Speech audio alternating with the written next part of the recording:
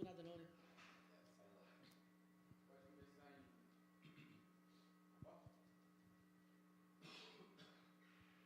Cara, eu vou precisar de água, mano. Meu, Eu vou precisar de água.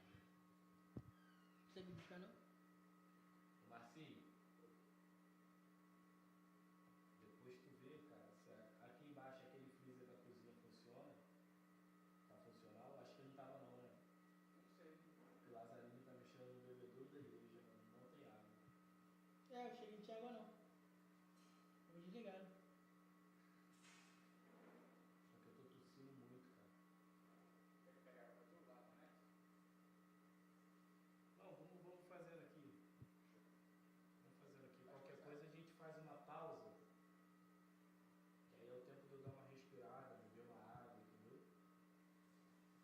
Quer como vai editar mesmo? Não tem. Corte. Pode ir? Gente, graça e paz. Aqui é o evangelista Guilherme Vieira, mais uma vez, passando pela sua tela. Hoje, me faço na companhia do meu amigo, o Wellington Beni. Prazer, irmão, tê-lo aqui. Um prazer grande estar aqui novamente com você. Mais uma vez, nessa terça do crescimento. E hoje nós estamos dando início, né? Os irmãos sabem que agora a terça do crescimento será gravada.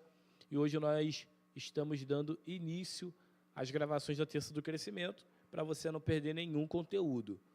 E, bom, falando em conteúdo, aproveitando que a igreja está na leitura de Gênesis, né? Acho que nós já estamos no capítulo 26, por aí.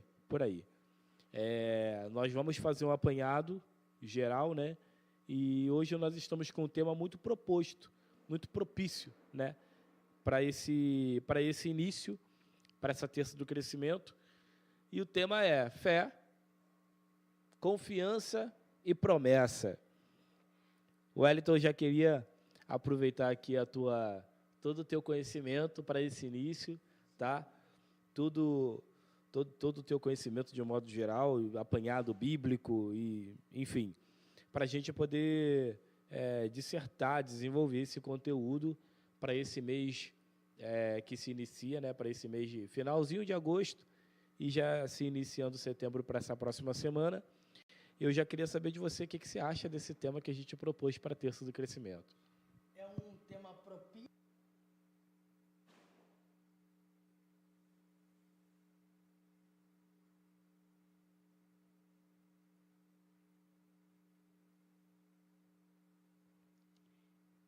Eu diria que é um tema atemporal e também é um tema existencialista, porque a fé, eu diria que é um ato de coragem. E a gente iremos ver que Abraão nos ensina 3 coisas em relação a isso. Fé é acreditar no invisível, confiança é permanecer de maneira firme diante do impossível, e promessa é o horizonte que orienta a nossa vida. Então, acho que são 3 temas, vamos dizer assim, importantíssimos e atemporais: fé, confiança e promessa. A promessa seria o horizonte para que nós não possamos nos desviar do caminho. Existe um filósofo, Sêneca, que ele vai dizer que o homem, quando não sabe para que porto navega, qualquer vento é favorável. Então, a promessa é o nosso porto, e nós sabemos para onde nós estamos indo. Então, os ventos irão nos guiar para a nossa jornada até chegar na nossa promessa. É um tema muito bom, muito propício. O tema abordado, né, nós não vamos fazer um apanhado de todo o início de Gênesis, mas Gênesis é o livro da criação, né? É o livro onde Deus começou a criar todas as coisas, mundo, separando as águas de cima das águas de baixo, fazendo a terra aparecer, a terra seca aparecer, criou os animais, criou os homens, enfim. Mas Eu gostaria de começar aqui a partir do capítulo 12, para a gente não perder muito tempo numa introdução longânima, mas eu gostaria que você falasse para a gente de Abraão. Abraão é considerado o pai da fé, né? Sim, e no capítulo 12, ao qual você acaba de mencionar, é quando Deus chama Abraão, que na verdade é Abram. E vamos ao texto que diz: Ora, o Senhor havia dito a Abraão: sai-te do teu país e da tua parentela e da casa de teu pai para uma terra que eu te mostrarei. Segundo o judaísmo, a história de Abrão começa com uma ordem. Qual é? Lehi, lehá. É uma ordem que, no sentido, vamos dizer assim, literal, é vai-te para ti mesmo. Não é apenas sair de um espaço geográfico. O que Deus estava fazendo com Abraão era um convite para ele voltar para o seu eu mais interior. Então, segundo o judaísmo, era uma saída não só apenas de um espaço geográfico, mas das influências que havia sobre a vida de Abraão. Ou seja, a educação que recebesse do seu pai, as influências religiosas, que nós devemos pensar que ele era da cidade de Ur. Ur era uma cidade ao sul da Mesopotâmia. E a Mesopotâmia era uma religião politeísta. Então, era muito mais do que sair de um espaço geográfico. Era transcender a sua própria realidade. Era transcender os seus limites espirituais e emocionais. Lehi, lehá é a essência do chamado do homem sobre a terra.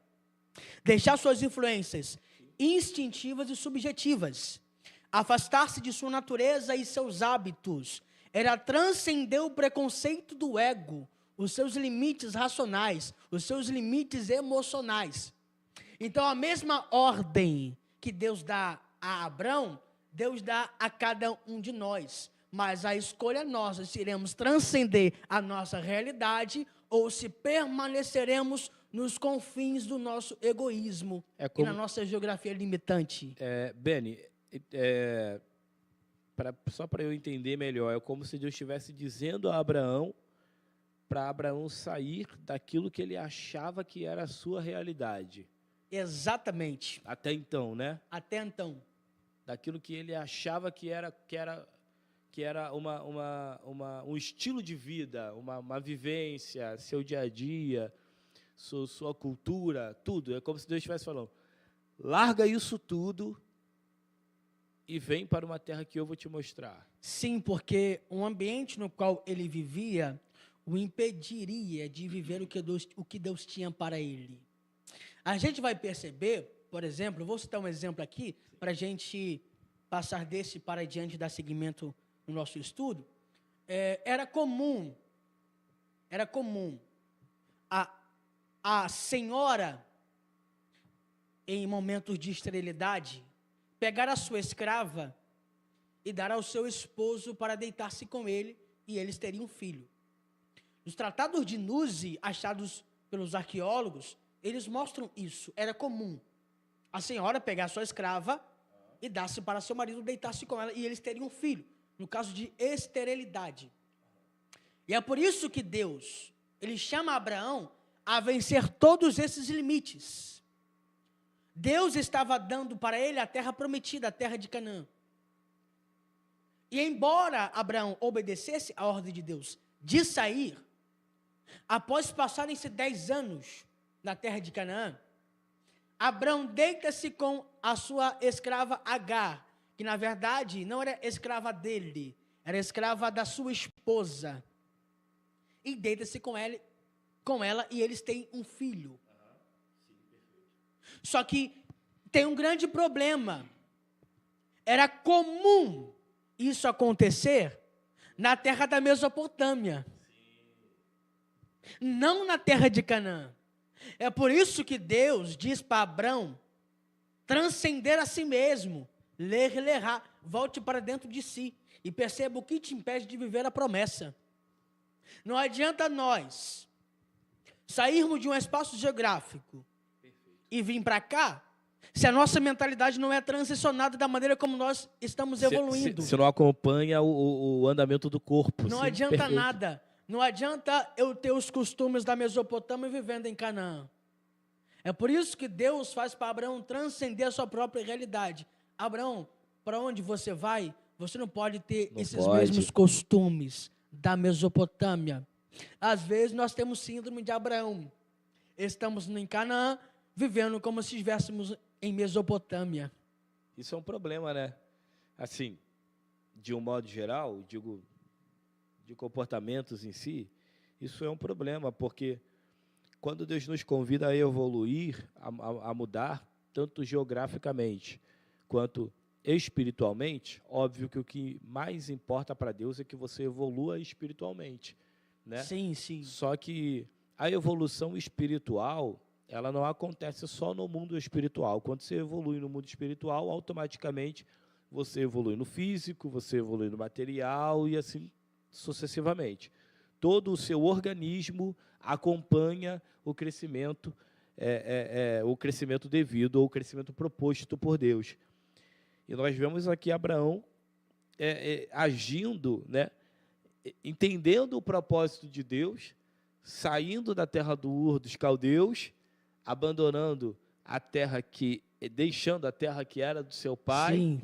com suas riquezas, gado, dinheiro, escravos, família, sobrinho, e indo para a terra que Deus estava direcionando ele.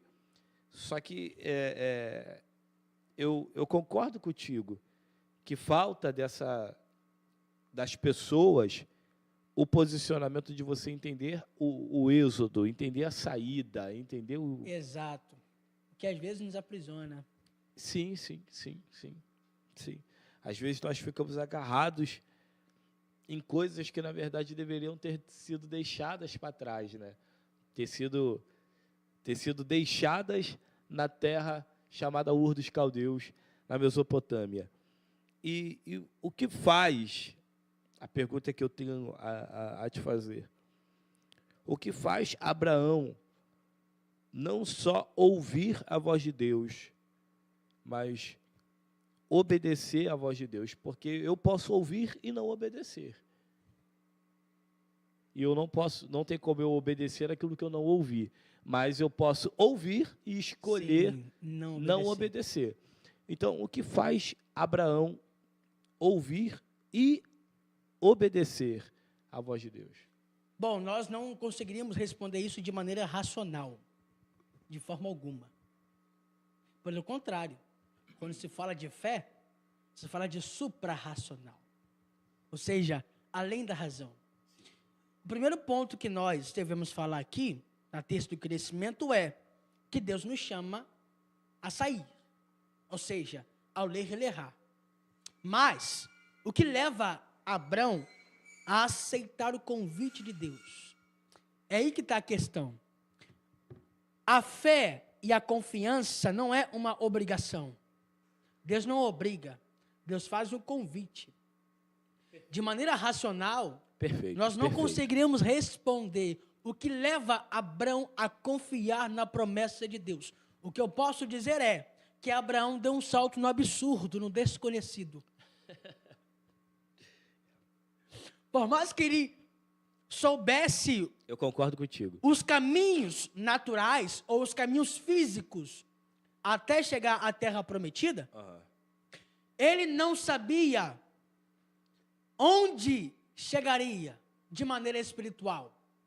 Então, a gente não consegue definir o que de fato levou Abraão a ir, mas nós podemos responder que ele aceitou dar o salto de fé ou o salto no absurdo, no desconhecido, como diz o filósofo dinamarquês Søren Kierkegaard. É um salto no obscuro, é um salto no absurdo. E isso tem algumas características, porque esse salto que Abraão dá é um salto de aceitação do invisível. Porque Abraão precisa acreditar que algo não está sendo mostrado pela percepção humana, mas sim ele é captado pela percepção da fé. É por isso que eu sempre digo, a fé não é irracional, a fé não é cega, como muitos pensam. Pelo contrário, a fé consegue enxergar o que os olhos naturais não veem. É por isso que eu digo que a fé não é racional ou irracional. A fé é um salto suprarracional. Ela está além da visão. Ela está além do racional. Ela está além do palpável. Nós não sabemos exatamente o que levou Abrão a aceitar a convocação de Deus. Mas ele aceita o invisível, ele tolera a incerteza e ele tem uma esperança ativa. E assim, na verdade, eu também posso considerar aqui que ele olhou a sua realidade, né? Olhou ao seu redor, tudo que ele estava vivendo, tudo que ele tinha, tudo que ele possuía, e ouvindo a voz de alguém que ele não vê, sim, ouvindo a voz de alguém que ele não conhecia, ele é o nosso pai da fé. Ele falou, não, quem falou comigo, pelo que eu conheço de cultura e religião, quem falou comigo não foi nenhum dos deuses aqui que eu conheço. Dos meus pais. Não foi nenhum dos deuses não foi da minha nenhum descendência. Anunnaki. Não foi o Enki. Como eram os deuses da Mesopotâmia. Não, isso aqui foi um Deus supremo.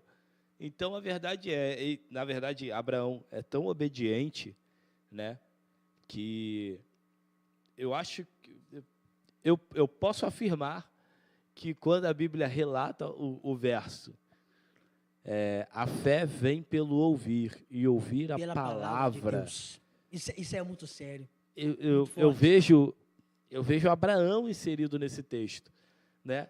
Que ele não viu para ele poder se locomover. E assim, trazendo para a nossa realidade, alguns cristãos querem ver para fazer alguma coisa, querem ver para se locomover. Sim.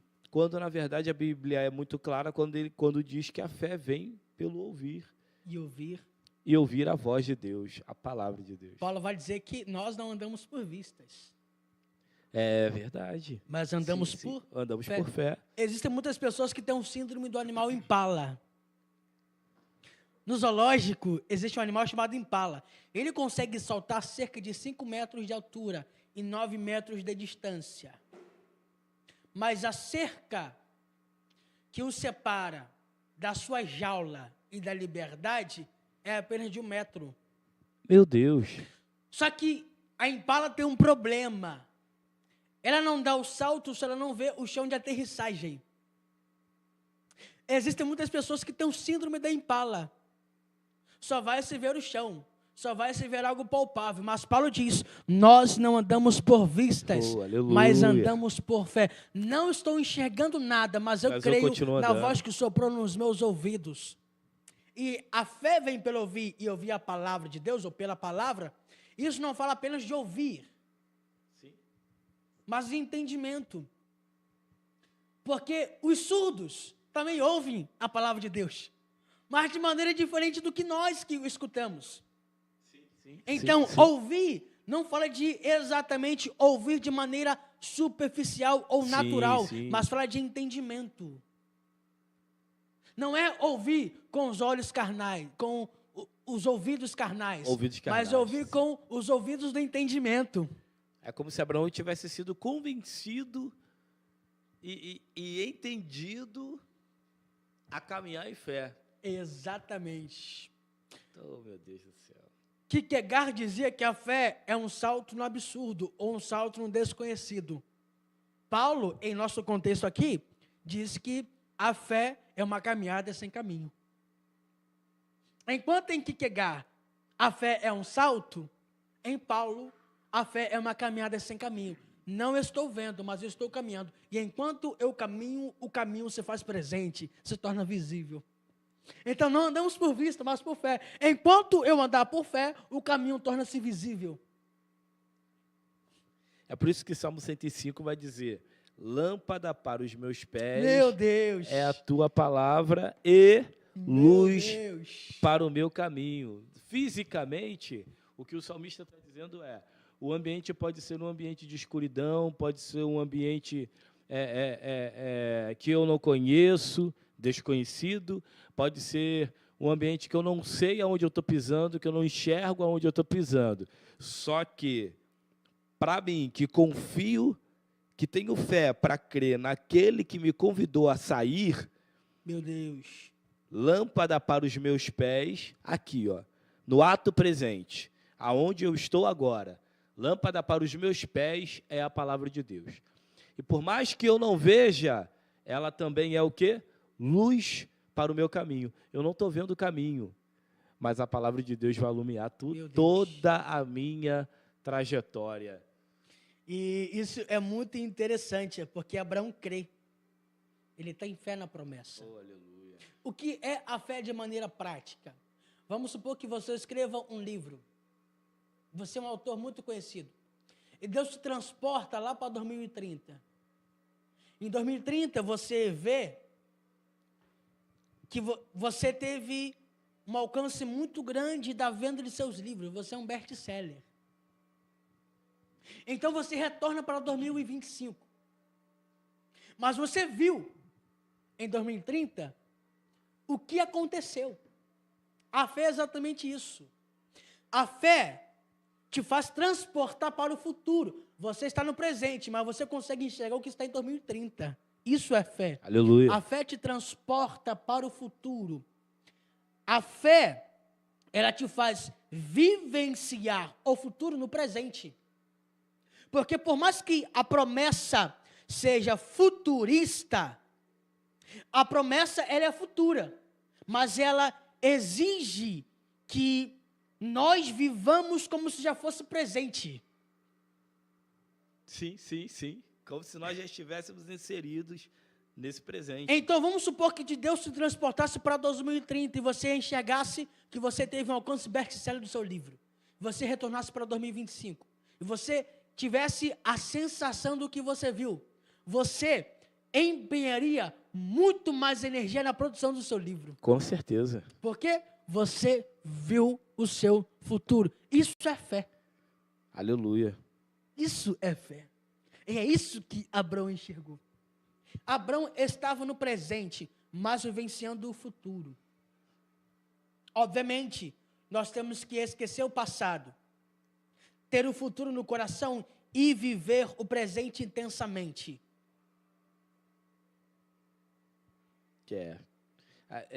Eu estou com uma pulga atrás da minha orelha aqui, e eu preciso dissertar contigo. Qual foi a necessidade de Deus alterar o nome de Abrão para Abraão e de Sarai para Sara? Qual foi a necessidade de Deus fazer essa alteração? Abrão significa pai de muitos. Abraão significa pai de multidões. Ou seja, você não vai ser apenas pai de muitos, mas você vai ser pai de multidões. E isso nos dá a entender a nossa cultura atual. Porque os israelenses são descendentes de Isaac. Os palestinos, muçulmanos, são descendentes de Ismael. Os árabes são descendentes de Ismael. Meu Deus. Então nós conseguimos entender que a promessa de Abraão se cumpriu e nós vencemos essa promessa. Então Deus estava dizendo para Abraão que ele troca no capítulo 15. Abraão, agora você vai ser pai de muitos, mas pai de multidões. Tem uma multidão te esperando. É por isso que ele faz sair da tenda e contar as estrelas do céu. Mas tem um porém, você sabe qual é esse porém. Diga pra gente qual é esse porém. Eu estava aqui meditando aqui, como que Deus isso aqui tem que ter muita confiança, né? A gente já vai desenvolvendo, porque tem que ter muita confiança. Sim. Como que Deus fala para Abrão contar as estrelas? Eu tenho que te fazer essa pergunta. Cadê? Capítulo 15. Como que Deus fala para ele contar as estrelas de dia? Nossa. Exatamente. Bem, se fosse à desenrola isso noite, aqui. era muito mais fácil. Capítulo 15, versículo 5. E ele o trouxe para fora e disse: olha agora para o céu e conta as estrelas, se tu fores capaz de contá-las. Ele disse: assim será a tua semente. Bom, se fosse à noite, não teria nenhum problema de Abrão contar as estrelas do céu. Mas o versículo 12 do capítulo 15 diz: e quando o sol estava se pondo, um profundo sono caiu sobre Abrão. Essa confiança. Por que o capítulo 15 é como se Deus estivesse renovando a fé dele nessa tua palavra de sair, contar as estrelas? Essa será a sua geração. É óbvio que é mais fácil contar a estrela de dia. Por que Deus quer que ele conte de noite? É muito mais fácil contar de noite. Por que Deus quer que ele conte de dia, antes do pôr do sol? Por que Deus tenha essa necessidade? Abraão é o pai da fé, então por que Deus tem essa necessidade? É como se Deus estivesse renovando a fé dele. Me explica esse desenrolar de Deus. Deus, quando diz para ele sair da tenda, era à tarde. Porque no versículo 12 vai dizer que quando o sol se põe, um pesado sono cai sobre ele. Então, quando Deus diz para ele sair da tenda e contar as estrelas do céu, era tarde, que logo em seguida o sol se põe. É muito mais fácil, como você disse, contar as estrelas sendo noite, mas muito difícil contar sendo tarde. Só que tem uma grande questão. E é aí que vai entrar a questão do salto da fé de Kierkegaard. Porque fé é exatamente isso. E é por isso que ele é chamado o pai da fé. Fé é você ver o que não aparece. Quando Deus diz para Abrão contar as estrelas do céu sendo de tarde, sim. Ele estava dizendo para Abrão: Abrão, vê além daquilo que aparece. Oh, aleluia. Vê além daquilo que é visível. Sim. Vê Perfeito. além daquilo que é palpável. Vê além daquilo que é material. Então, o salto da fé é esse passo interior, onde Abrão toma por mais real a palavra de Deus do que os dados visíveis. Ou seja, Abrão estava dizendo: a palavra de Deus é mais real do que os dados visíveis. Do que aquilo que eu estou vendo. As estrelas não são mais verdadeiras do que a palavra de Deus. Por mais que seja tarde, se Deus mandar eu contar as estrelas do céu à tarde, elas estarão lá. Elas estarão lá. E por mais que eu não esteja vendo, elas estarão lá.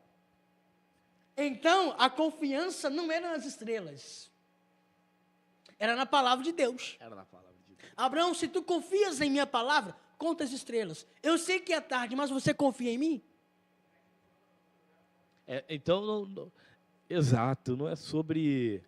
Eu preciso que os irmãos de casa entendam o que está sendo ministrado aqui nessa terça-feira, na terça do crescimento. Não é sobre aquilo que nós estamos vendo e também nem sobre o que nós estamos projetando ou vamos chegar, mas é sobre confiar na palavra de Deus que já foi liberada ao nosso favor.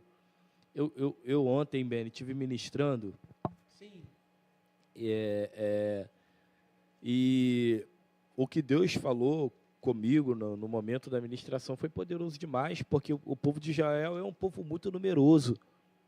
E quando Deus promete a terra, o povo sai do Egito para a terra, para o deserto, e do deserto para a terra. Sim, sim. Só que o povo, não importa para o povo se o povo vai passar pelo Egito. É porque vai passar pelo deserto, perdão. É porque o povo está saindo do Egito de olho na terra prometida. E isso é muito prazeroso, porque nós vemos o povo enfrentando as dificuldades, enfrentando os inimigos, enfrentando os problemas, enfrentando os desertos, as dificuldades do deserto, mas nós vemos o povo avançando, de olho, com a cabeça na terra prometida. Não importa se o olhar físico está enxergando o deserto, o olhar espiritual está de olho na terra prometida. Meu Deus. E é nisso que Abraão está apegado, porque quando Deus chama ele para fora, para ele contar a estrela, é exatamente isso que você falou. Tinha estrela para ser contada? É lógico que tinha. Era de dia? É lógico que era de dia.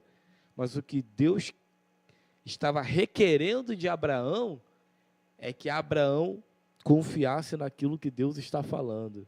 Porque se Abraão não saísse da sua tenda e não fosse contar as estrelas, mesmo sendo dia, o que aconteceria?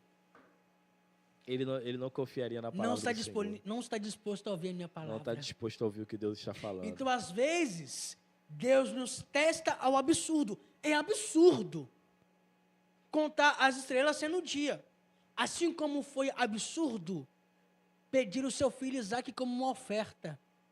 Espera aí, se ele confiar na minha palavra e contar as estrelas sendo dia, ele vai obedecer quando eu pedir o seu filho Isaque. Então, às vezes, é um teste. Às vezes, é um teste que Deus faz a nós.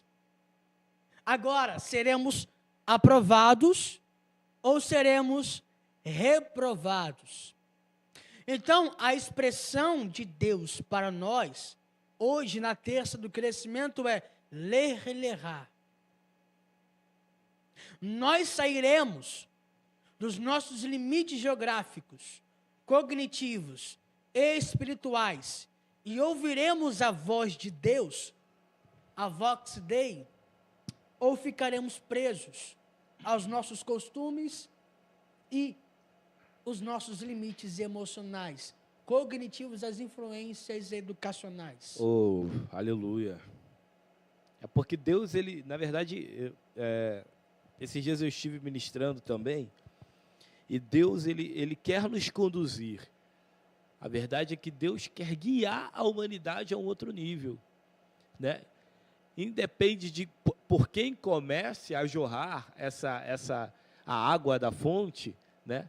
A fonte é Cristo, o Espírito Santo é a água, então não importa por quem a água vai começar a jorrar, o que importa é que ela flua em todos. Sim. E nesse fluir, o Espírito quer nos conduzir, né? Ele quer nos guiar, nessas águas mansas e tranquilas. Só que parece que a humanidade quer firmar a estaca, quer firmar a tenda e não quer se locomover, não quer ser guiado, não quer ser conduzido, não quer ser levado. Nós estamos na última semana do mês de agosto, e nós estamos vivendo hoje, nesse meio de ano ainda, nesse segundo semestre de 2025, parece que as pessoas estão agarradas, estão presas, limitadas, né, a viver uma vida com Deus. Guilherme, domingo, para mim, tá sobreexcelente vir na igreja dia de domingo, né? Tudo bem, você pode ter uma semana pegada, e também não se trata do tempo que você vem à igreja ou deixa de vir à igreja, mas se trata de você permitir com que a presença do Espírito Santo flua, te conduza, te tirando dessa geografia, dessa cultura, dessa religiosidade, sabe? Te levando num nível espiritual, te conduzindo nesse nível espiritual. Os pais de Abraão eram politeístas. Então, eu fico imaginando que Abraão teve uma experiência muito profunda com Deus. Sim. É por isso que eu sempre digo que Deus não instituiu a religião. Sim, sim. Quem instituiu a religião foram os homens. O que Deus instituiu foi a espiritualidade, Aleluia. a transcendência. Perfeito isso. Perfeito. Por mais que os pais de Abraão tivessem a sua religiosidade, Abraão escolheu não a religiosidade humana dos deuses politeístas, mas ele teve uma experiência transcendental com Deus Yahvé, o Deus verdadeiro. Aleluia. Mas o problema não é esse, meu amigo. Sabe o que é o problema, evangelista Guilherme? É que existem muitos jovens hoje que vivem com base nas experiências dos seus pais. Sim, sim, sim.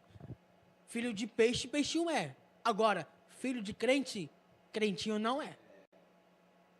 Existem muitas pessoas Exato. hoje que vivem as experiências que os seus pais viveram, mas nunca tiveram a transcendência com o divino. Exato. Viveram Suas apenas próprias na experiências. imanência, não tiveram a transcendência, não tiveram a experiência com Deus. E é por isso que eu valorizo a solitude. O que é a solitude? A solitude é quando eu tiro um momento a sós comigo e com Deus. Aleluia. Porque enquanto as vozes não cessar ao meu redor, não conseguirei ouvir a voz de Deus. Então nós precisamos da solitude, ter um momento de reencontro conosco e um encontro com Deus. Um momento a sós com Ele. Eu acredito que Abraão teve seus momentos a sós consigo e a sós com Deus. Porque se não fosse isso, ele nunca ouviria a voz de Deus. Ele tinha experiência e não religiosidade. Eu acredito que Abraão queria algo mais profundo, mais intenso. Algo que a própria religião de seus pais não poderia dar. Não conseguiriam proporcionar. Algo que a cultura não poderia proporcionar, algo que o dinheiro não poderia proporcionar. Eu vejo que Abraão queria uma experiência mais profunda e aí o Deus que o braço não mexe não pode dar, o Deus que não se move não pode dar, o Deus que não fala não pode dar, o Deus que não ouve não pode dar, o Deus que não vê não pode dar. E aí foi a hora que Deus resolveu se manifestar, né? A ação da fé, a confiança e promessa se apega a isso. Se apega quando eu começo a fazer prova de um Deus que eu sei que pode entregar além daquilo que eu estou pedindo a Ele. Vai além do que eu posso fazer e Deus faz além daquilo que eu esperava que Ele mesmo fizesse. É Ele dizendo, se tu entregar o controle da tua vida, da tua casa, da tua família, das tuas finanças, da tua empresa, do teu trabalho, do teu comércio, dos seus afazeres, eu sou Deus que eu posso te conduzir além das suas próprias expectativas. Sim, sim. Além de tudo que você tem planejado. Se a tua fé te move a confiar naquilo que eu, o teu Deus, estou te guiando e te mostrando, Ele é um Deus que Ele faz além, Ele surpreende. Ele faz superior ao que nós projetamos, ao que nós pensamos, ao que nós planejamos. Não é só vir à frente e entregar a minha vida a Ele. Até porque esse ato de fé é um dos maiores atos que um ser humano pode fazer na sua vida. É entregar o controle da sua vida, a sua vida em uma totalidade a Jesus Cristo de Nazaré. Agora, quando eu tomo essa atitude de entregar a minha vida, é eu entregando o controle da minha vida numa totalidade, é Deus dizendo, agora eu vou entrar em cena. E agora você, por mais que você ouve as vozes ao redor, tu vai reconhecer, porque João 10 diz, né, que a ovelha... Conhece a voz do seu pastor. Conhece a voz do seu pastor. E aí nós vemos a prática de João 10 em João capítulo 11, quando ele chama Lázaro e Lázaro vem para fora, porque a ovelha reconhece, a ovelha conhece a voz do seu pastor. E eu vou te contar o perigo de não ouvir a voz de Deus. Adão, homem, não foi enganado pela serpente. Sim, sim, perfeito. Quem foi enganado pela serpente foi Eva. Sabe por quê? Porque quem ouviu de Deus foi o homem, não a mulher. Perfeito. Não foi a mulher que ouviu de Deus, foi o homem. Então, quem foi enganado nessa situação não foi Adão, foi Eva. E isso está o perigo de não souber discernir a voz de Deus. A voz de Deus. É por isso que a serpente foi na Eva e não em Adão. Ela sabia a quem ela ia persuadir. Ela ouviu de Adão o que Deus disse, mas ela não sabia qual era a voz de Deus. Qual era a voz de Deus? Ela não sabia. Esse é o perigo. Será que foi isso que Deus disse mesmo? Quem ouve a voz de Deus não tem dúvida do que Deus diz. Será que Adão não está falando só para eu não comer do fruto? Óbvio que não. E aí, quando as pessoas não ouvem a voz de Deus, andam igual barata tonta, não sabem para onde ir. É por isso que Andam eu disse, oscilando. o navegante, quando não sabe para que porto navega, qualquer vento está favorável. E quando nós falamos de ouvir a voz de Deus, fala de uma promessa fixa. Exato. Ou seja, existe algo no futuro.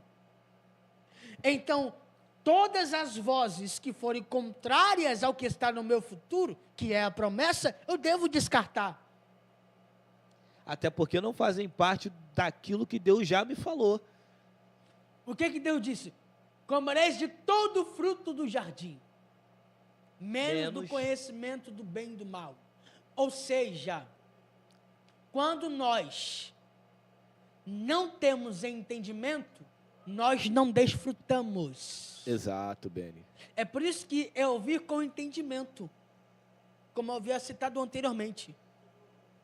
Perfeito, perfeito, perfeito. Gente, falar sobre fé, falar sobre confiança em Deus, falar sobre promessa. Guilherme, é simples demais, gente. Não é. Nós precisamos ter uma totalidade, uma confiança, uma fé salvífica, uma fé plena, uma confiança perfeita, sabendo quem nos chamou, para que nós fomos chamados, o que nós estamos fazendo, em quem nós confiamos, a promessa que Ele nos fez, porque Satanás, no meio de toda essa Babilônia que nós vivemos, Satanás vem com pratos, vem com mesas, vem com manjares. E aí nós temos que saber para que nós fomos chamados. Porque dependendo, se você não reconhece a voz de Deus em Israel, tu não vai reconhecer na Babilônia. Se tu não ouve a voz de Deus em Israel, tu não vai reconhecer a voz de Deus na Babilônia. Então não é... não, eu sou bom. Não se trata do que você sabe, não se trata da sua sabedoria, não se trata da tua cultura, não se trata do teu dinheiro, não se trata do teu conhecimento. Se trata do Deus que te chamou e da sua perseverança e confiança naquilo que Ele vai fazer em você e através da tua vida. Porque se tu confiar no Deus que te chamou, na voz que falou com você, e se tu tiver fé para crer, confiança no que Ele te falou, a promessa vai acontecer. Acontece. E nós temos que fazer uma separação entre fé positiva e fé negativa. Sim, sim. E uma separação entre promessa condicional e Sim. promessa incondicional. Sim. O que é uma fé positiva? Uma fé positiva é quando eu acredito que algo positivo irá acontecer. Sim. E promessa e fé negativa é quando eu acredito que algo ruim irá acontecer. Sim. Óbvio que isso não é uma expressão teológica, mas filosófica, mas nós podemos abordar sobre isso, por exemplo, nos 12 espias. Ou melhor, nos 10 espias. Sim, da terra, correto. Números 13, quando Deus ordena para que Moisés separasse 12 espias, um príncipe de cada tribo, e eles fossem espiar a terra de Canaã. Quando eles retornaram, eles falaram, os 10, a terra de fato mana leite e mel. Mas não, porém, lá tem gigantes. Aos nossos olhos somos como gafanhotos, e aos olhos deles também. E o que aconteceu com esses 10 espias? foram devorados pelos seus inimigos. Ou seja, eles tiveram uma fé negativa de que eles eram alimento de gigantes e foram devorados por ele. Enquanto Josué e Caleb, os dois que acreditaram, tomaram a terra de herança, como herança, porque eles tiveram uma fé positiva. Então, nós iremos ou alimentar a fé positiva, sim, ou alimentar a fé negativa. A fé negativa, correto. O problema é que são as pessoas influenciando as pessoas a terem uma fé negativa como ele. Às vezes, as influências para o que é negativo é muito maior para o que é negativo. Perfeito. É por isso que eu sempre digo, cara, na presença da justiça, a denuncie. Porque enquanto nós não estabelecemos o que é bom, o que é positivo, o mal vai tomar conta. Vai tomar conta. E a gente pode analisar que apenas 2 homens carregaram um cacho de uva. A Bíblia diz que 2 homens carregaram um cacho de uva. Haviam quantos homens? Havia 12. Exato. Os 2 que carregaram, então, mais os 10. Eles poderiam levar quantos cachos de uvas? 6. Eram 12? 6. Só que quem não acredita na promessa não consegue desfrutar do que há na terra da promessa. Não consegue carregar os frutos, correto. Não consegue. Se eu não confiar na promessa, eu não vou desfrutar do seu fruto. E sabe quem são esses 2 que carregaram o cacho de uva? Josué e Caleb. Os 2 que acreditaram. Então existe a fé negativa e a fé positiva. E existe promessa condicional e promessa incondicional. A promessa incondicional é aquela que independe das nossas ações. Sim, verdade. A promessa incondicional é a promessa da vinda de Cristo. Independe de nós. Deus quis entregar o seu Filho como promessa para morrer por nós e nos conceder a salvação. Agora, a promessa condicional, salvação, ela é condicionada. Em quê? Em acreditar que Ele é o sacrifício perfeito para a remissão dos meus pecados. Sim. A entrega do seu Filho à morte é incondicional. Mas a crença de que Ele é o Filho de Deus, é que me leva à salvação, é condicionada. Perfeito. A promessa de Abraão ela é incondicional. Nós percebemos isso quando ele diversas vezes errou. Inclusive, deitou-se com Agar. Mas isso não tira as consequências. Deus cumpriu a promessa? Cumpriu. Mas tirou as consequências? Não. Quem é o maior inimigo do Estado de Israel hoje? O poder islâmico, verdade. Descendente de quem? Ismael. Deus cumpre a promessa, mas não tira as consequências. As nossas ações somos como sementes. Sim. Perfeito, Benny. Eu não escolho plantar, mas quando eu planto, a colheita é inevitável. Eu não posso plantar tomate e colher abacaxi, não tem como. Eu tenho a opção de plantar ou não? Tem. Tem a opção de colher ou não? Tem. Você só não tem a opção de querer plantar uma coisa e colher outra. Exatamente. O que você plantar, você vai colher. Aí é totalmente diferente. Deus cumpriu a promessa a Abraão, mas teve consequência. Perfeito. A descendência de Ismael é a maior inimiga da descendência de Isaac. Até hoje eles estão em conflito. Até os dias de hoje. Militares, inclusive. Religiosos, muito maiores.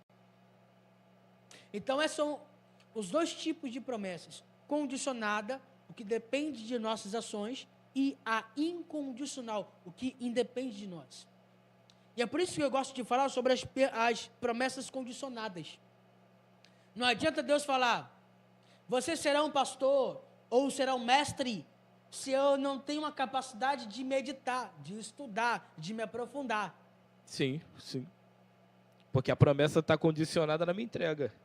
Deus disse, você será um advogado, mas se eu não fizer um curso de advocacia de direito, não passar na prova da OAB, eu não seria um advogado.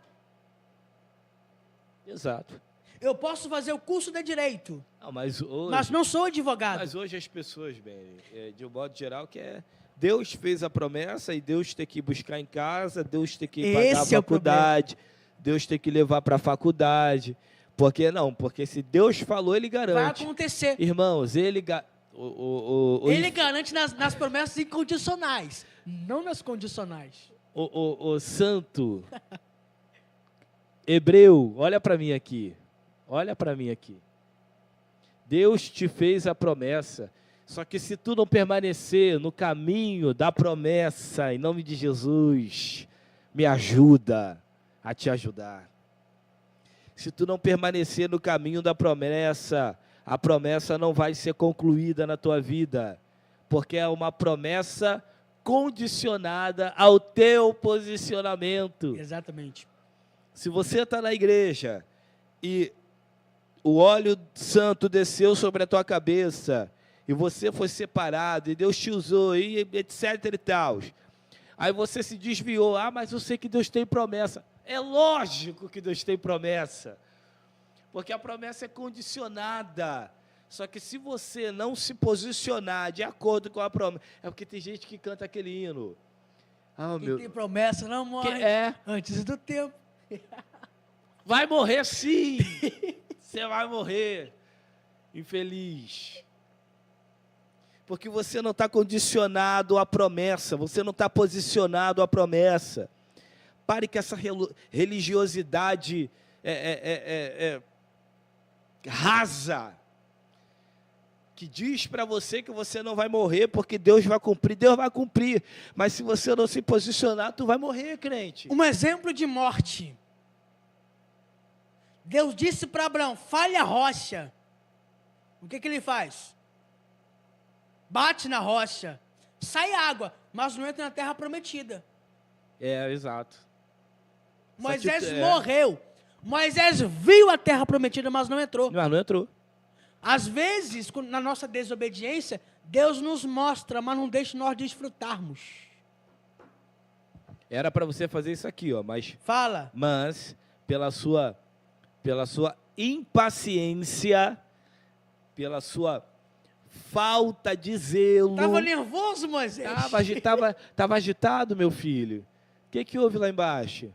Que você se agitou? Irmão, a promessa está aí, mas se eu não me condicionar, se eu não tiver fé para crer, se eu não me mover, se eu não sair, se eu não agir a caminho da promessa, se eu não direcionar a minha vida para aquilo que Deus me prometeu, tu quer arrumar para onde? Não, Deus fez a promessa da terra de Canaã, mas eu estou aqui na rede, lá em Ur dos Caldeus. Não, Deus fez a promessa. Santo. Foi mesmo. Muitas coisas aconteceram na vida de Abraão até essa promessa se concretizar. E a gente percebe que ele não entrou, mas os seus descendentes entraram. Então, existem promessas que Deus faz que não irão se cumprir agora, enquanto estivermos em vida. Que começarão em nós, mas não se concretizarão em nós. Algumas coisas irão acontecer, outras não. Perfeito. Outras irão iniciar, mas não será terminada. Sim. Isso é a questão. Mas a gente é muito egoísta. A gente pensa que a promessa é só para nós. Se refere só a nós. Não. A promessa é para a nossa geração. É para nós. É por isso que ele fala, você será pai de multidões. As suas bênçãos irão alcançar a sua descendência. Exato. Então, é muito mais do que a minha própria pessoa. É um macro, é um todo. Não é só o tempo presente, mas também o tempo futuro. Abraão não entrou, mas os seus descendentes entraram. A sua geração posterior entrou. Então, isso significa que eu não posso ser negligente aqui nas minhas ações, nos meus passos, porque não depende, para a promessa acontecer, depende do meu posicionamento, mas isso não significa que ela vai se concretizar em mim. Na minha vida, ou enquanto eu estiver vivo. Mas pode ser não. Será na minha geração. Sim. Eu talvez não seja um pregador famoso e conhecido, mas talvez o meu filho, talvez o meu neto. Eu tenho um sonho de estudar em Harvard, mas e se eu não chegar até lá? Mas os meus filhos chegarem?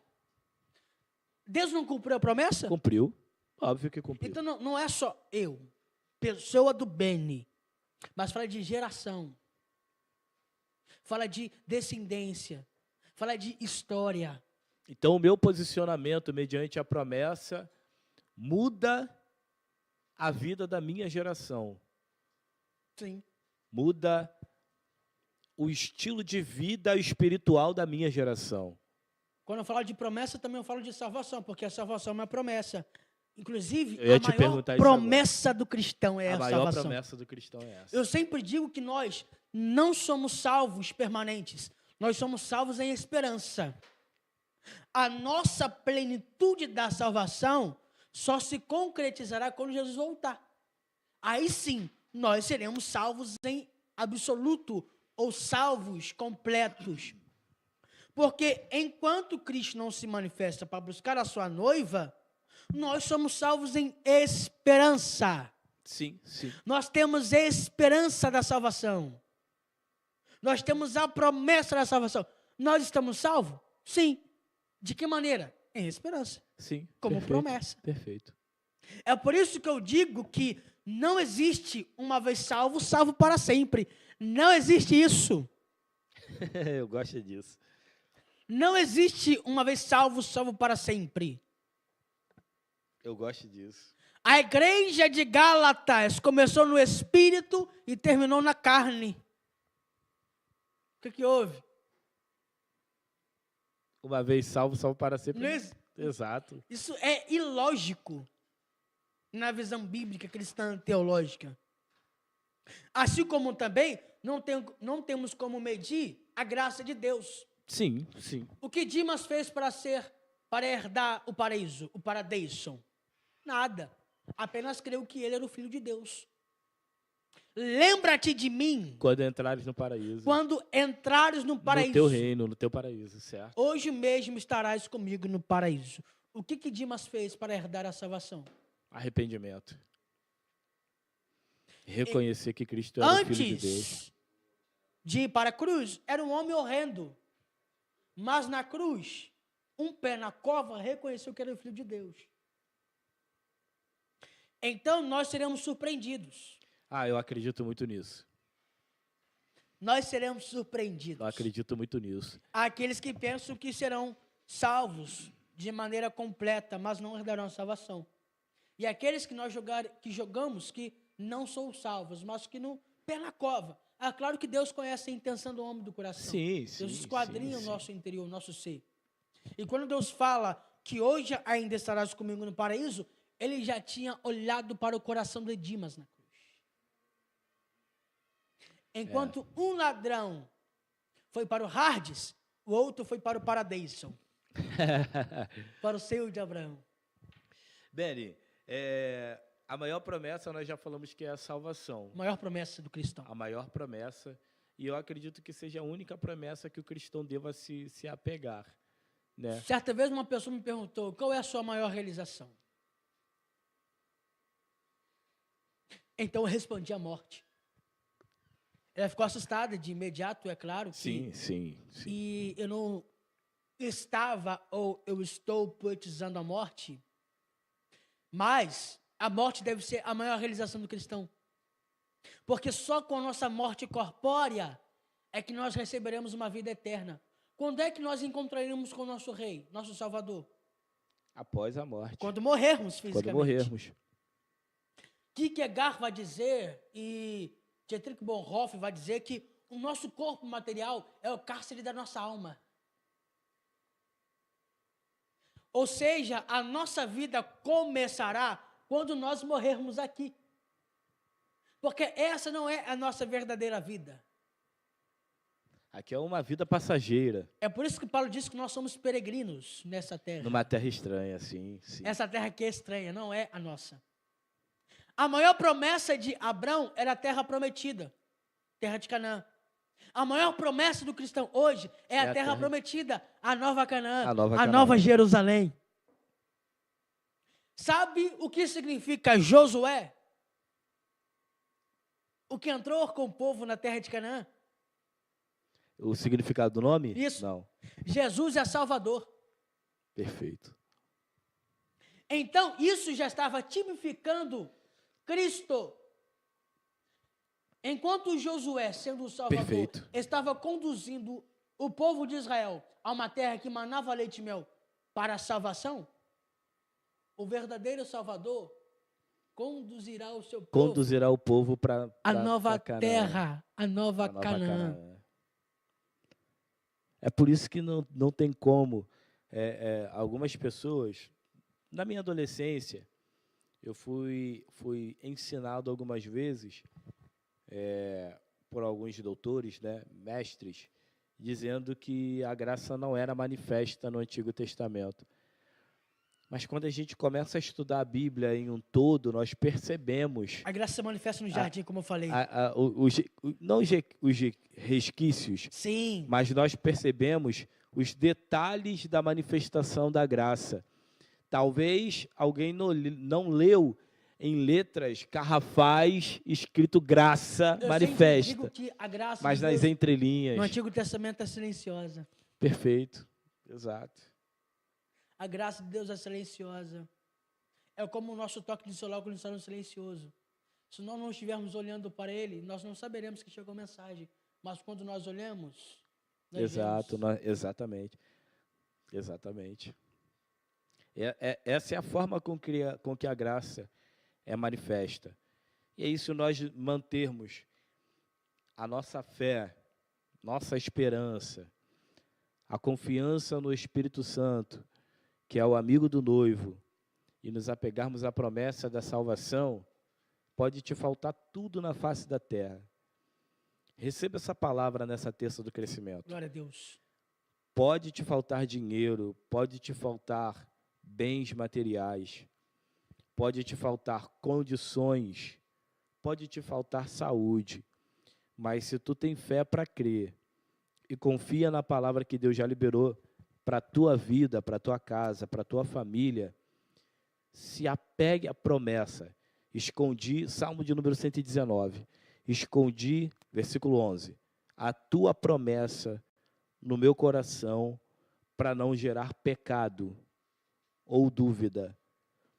É só para você entender que ninguém está apegado a uma promessa que Deus fala e se cumpre no físico, mas uma promessa que é 100% espiritual, que é a promessa que nós entraremos com Ele no céu de glória, na nova Canaã. Amém. Wellington Bene, nas suas considerações finais. E eu diria que nós precisamos confiar na voz daquele que fala em nossos ouvidos. Nós precisamos ter fé, acreditar no invisível e confiar. Confiar é ter certeza no que é incerto e ter a promessa no coração. Eu diria que a promessa é a nossa bússola.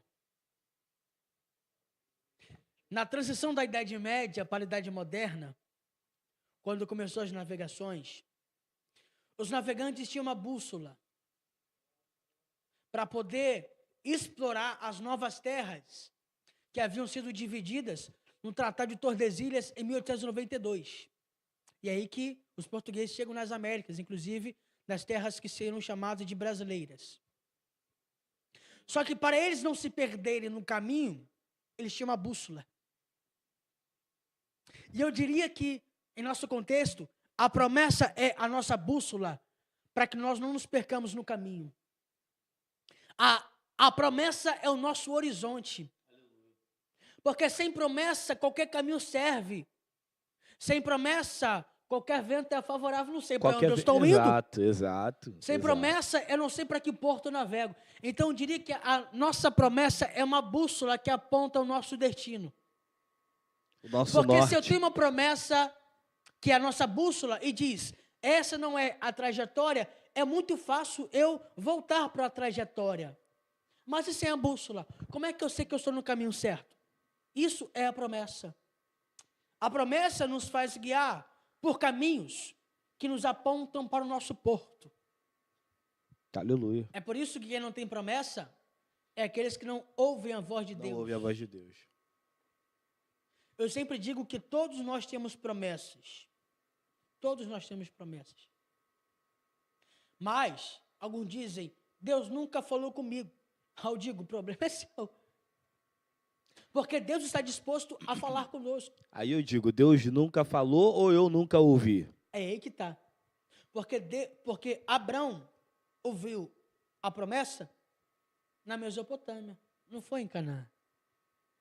Numa terra estrangeira, num lugar onde a cultura era politeísta, a religião era politeísta.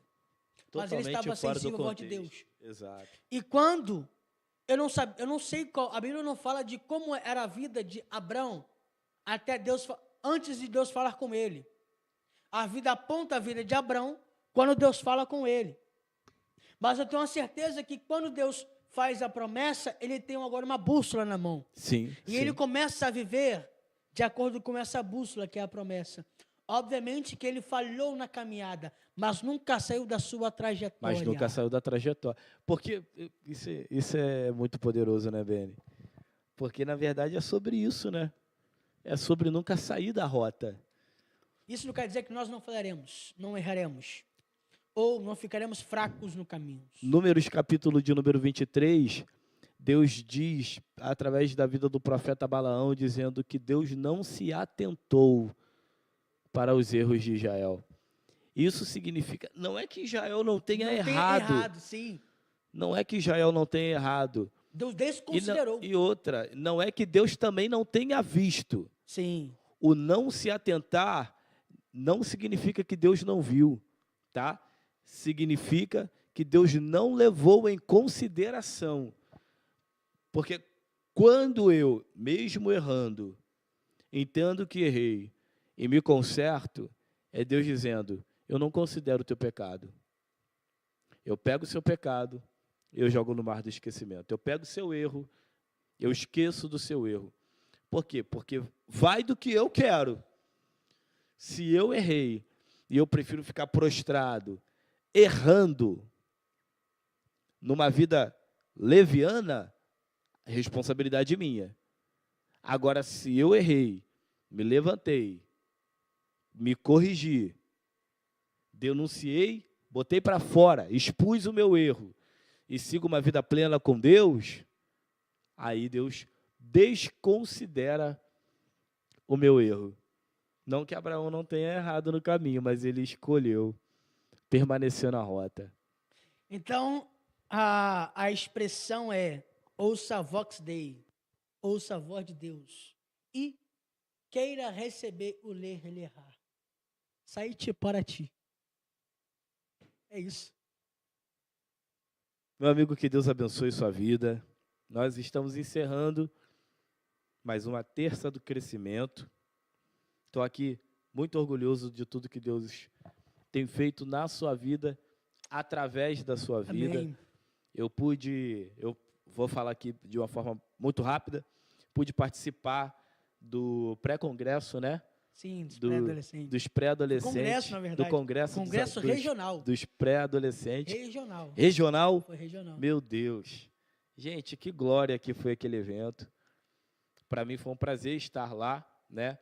Eu tive lá com o Wellington Beni, tive lá com o Isaac Marins, tive lá também com o nome da pregadora, Maria Luísa, que pregou. Gente, que autoridade tem aquela adolescente. E eu pude participar daquele momento e ver Deus agindo, usando os pré-adolescentes com muita autoridade. Então, que Deus lhe preserve, meu amigo. Amém, irmão. Conte com as minhas orações, tá? Você sabe onde me achar. E que Deus abençoe você que está em casa também. Deus abençoe sua vida, sua casa, sua família, tá bom? Que as bênçãos do Senhor alcance a tua casa e que a promessa do Senhor esteja estabelecida na tua vida. Guarda os preceitos e a doutrina do Senhor, para que você continue trilhando os caminhos retos. Deus abençoe, eu oro. Pai, na tua presença nós estamos, te louvamos e te exaltamos por causa da tua palavra. Muito obrigado pela mesma, Senhor, que é manifesta entre nós, que é manifesta na casa dos ouvintes. Pai, eu te peço, guarda-nos, leva-nos em segurança, para que o teu nome continue sendo glorificado através de nós, em nome de Jesus. Amém. Deus abençoe. Deus te abençoe. Deus abençoe, em nome de Jesus.